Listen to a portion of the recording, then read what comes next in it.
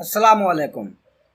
आज के इस लेसन में हम सीखने वाले हैं पोलाइट फ्रेजेस इन स्पेनिश, यानी वो जुमले जिनके अंदर शाइस्तगी या नरमी का इजहार होता है।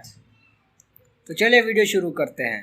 जैसे ग्रासियस, ग्रासियस, थैंक यू, शुक्रिया, या फिर यूँ भी कह सकते हैं आप मुचास ग्रासियस, मुचास ग्रासियस, थैंक यू सो मच, बहुत बहुत शुक्रिया। उसके बाद है दे नादा, दे नादा, यू आर वेलकम, खुश आमदीद।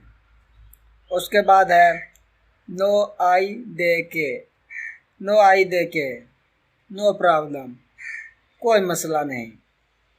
उसके बाद है दी स्कूल पे, दी स्कूल पे, एक्सक्यूज़ मी, माजरत।